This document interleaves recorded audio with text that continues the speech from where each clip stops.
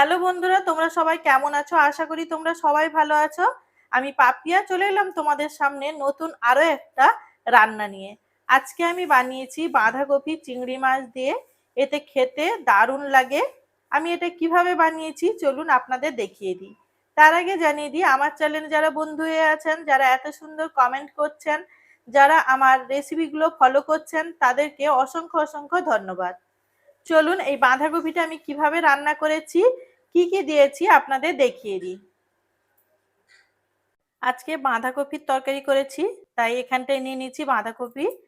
দেখুন কপিগুলোকে এইভাবে ছোট ছোট করে কেটে নিয়েছি। কাটার পর ভালো করে কিন্তু ধুয়ে নিয়েছি, কারণ অনেক সময় কপির মধ্যে বালি থাকে, তাই এটা ভালো করেই ধুয়ে নিয়েছি। কপির তরকারিটা আমি করব চিংড়ি মাছ দিয়ে, তাই এখানটায় নিয়ে নিয়েছি চিংড়ি মাছ। মাঝারি সাইজের চিংড়ি মাছ নিয়েছি, আর চিংড়ি মাছের মধ্যে লবণ আর হলুদ মাখিয়ে নিয়েছি। আর এখানটায় নিয়েছি 3টে আলু, একটা টমেটো, 2টো কাঁচা লঙ্কা, আদা, রসুনের কয়েকটা কোয়া, আর নিয়েছি 3টে পেঁয়াজ, শুকনো লঙ্কার গুঁড়ো, এলাচ, লবঙ্গ, ডালচিনি, লবণ, এখানটায় নিয়েছি চিনি, আর আছে হলুদ।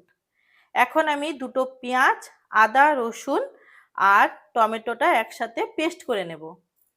আর 2টো কাঁচা লঙ্কা, একটা বড় পেঁয়াজ আমি এখানটায় কুচিয়ে নেব।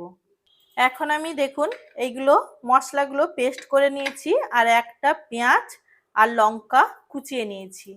এখন যেটা করব, একটা কড়াই বসিয়ে দেব গ্যাসের মধ্যে। এখন কড়াইটা গরম করে নেব। কড়াইটা গরম হয়ে গেছে। এখন কড়াইয়ের মধ্যে দিয়ে দিচ্ছি তেল।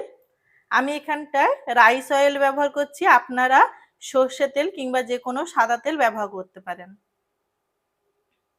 তেলটা গরম হতে একটুখানি সময় লাগবে।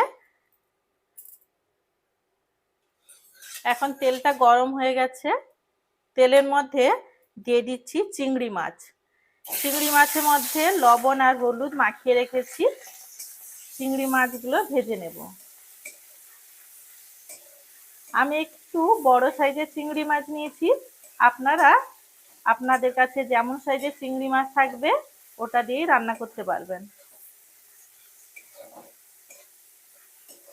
চিংড়ি মাছগুলো ভাজা হয়ে গেছে, এখন তুলে নিচ্ছি সবগুলো চিংড়ি মাছগুলো ভেজে তুলে নেওয়ার পর এখন ওই তেলের মধ্যে আমি ভেজে নেব কেটে রাখা আলুগুলো। আলুগুলো দিয়ে দিয়েছি। এখন ওর মধ্যে দিয়ে দেব অল্প একটু লবণ, আর দিয়ে দিচ্ছি অল্প একটু হলুদ। এখন আলুগুলো ভালো করে ভেজে নেব। আলুগুলো ভাজা হয়ে গেছে, তুলে নেব। এখন আরেকটা কড়াই গ্যাসের মধ্যে বসিয়ে দিচ্ছি। কড়াইটা গ্যাসের মধ্যে বসানোর পর এখন কড়াইয়ের মধ্যে দিয়ে দেব কিছুটা পরিমাণ জল। জলটা দেওয়ার পর জলটা আমি এখানটায় গরম করে নেব। জলটা দেখুন গরম হয়ে গেছে। এখন জলের মধ্যে দিয়ে দেব লবণ। লবণটা দেওয়ার পর এখন ওই জলের মধ্যে দিয়ে দিচ্ছি বাঁধাকপি। বাঁধাকপিটা দেওয়ার পর এখন দিয়ে দেব অল্প একটু হলুদ। এখন এই কপিটা হালকা করে গরম জলে ভাপিয়ে নেব। এতে কপির মধ্যে যদি কোনো পোকা থাকে কিংবা কারোর যদি গ্যাসের প্রবলেম থাকে, এইভাবে বাঁধাকপিটা ভাপিয়ে নিলে কিন্তু খুব শরীরের পক্ষে খুব ভালো। এইভাবে বাঁধাকপিটা কিছুক্ষণের জন্য ভাপিয়ে নেব। ওই মশলার মধ্যে দিয়ে দিচ্ছি অল্প পরিমাণ লবণ। যেহেতু আগে আমি কপির মধ্যে লবণ দিয়েছিলাম আর হলুদ দিয়েছিলাম, তাই এখানটায় অল্প পরিমাণ হলুদ আর লবণ দিচ্ছি। আর দিয়ে দিচ্ছি শুকনো লঙ্কার গুঁড়ো, আর দিয়ে দেব অল্প একটু চিনি। এখন সমস্ত কিছু মশলাটা ভালো করে মিশিয়ে নেব। এখানটায় মশলাগুলো ভালো করে মিশিয়ে নেওয়ার পর রেখে দিচ্ছি। এখন কিন্তু কপিগুলো এখন তুলে নেব জল থেকে। এখন গ্যাসের মধ্যে বসিয়ে দিয়েছি কড়াইয়ের মধ্যে চিংড়ি মাছ আর আলু ভাজার যে তেলটা ছিল ওটা এখন ফেলে দেব না, ওই তেলের মধ্যে দিয়ে দিচ্ছি আরো একটু রাইস অয়েল।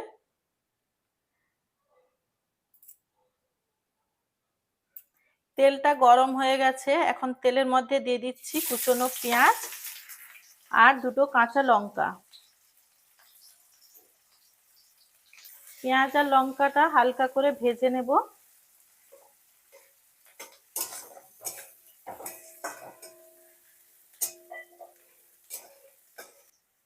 পেঁয়াজটা ভাজা হয়ে গেছে, এখন দিয়ে দিচ্ছি মশলার পেস্ট।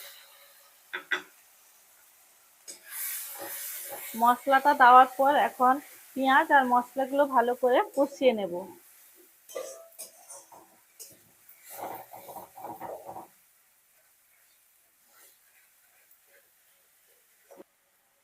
আমি এখানটায় দিয়ে দিচ্ছি এখন এলাচ, লবঙ্গ, ডালচিনি। দেখুন অনেকটা মশলা কষানো হয়ে গেছে, এখন এর মধ্যে দিয়ে দিচ্ছি আলু। ভেজে রাখা আলুগুলো দিয়ে দেব আর দিয়ে দেব চিংড়ি মাছ।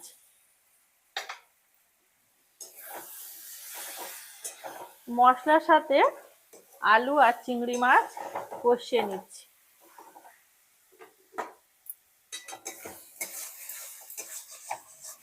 এইভাবে আলুগুলো কষিয়ে নিলে কিন্তু আলুগুলোর টেস্ট ভালো লাগে। দেখুন মশলা থেকে তেল ছেড়ে দিয়েছে,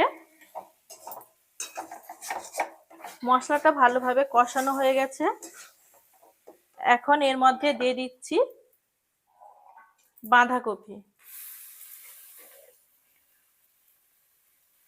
কপিটা হাফ পরিমাণ দিয়েছি, এখন ভালো করে মশলার সাথে এটা মিশিয়ে নেব। তারপর আর যে হাফটা তুলে রেখেছি ওই হাফটা দিয়ে দেব। দেখুন মশলার সাথে ভালোভাবে মিশিয়ে নেওয়ার পর রেখে দেওয়া হাফ বাঁধাকপিটা আমি এখন দিয়ে দেব।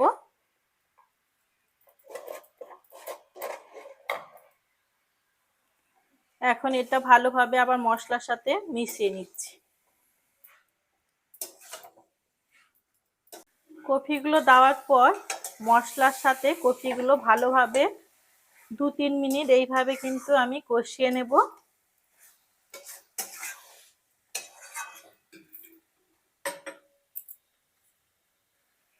দেখুন 2-3 মিনিট ভালো করে কষিয়ে নিয়েছি মশলার সাথে।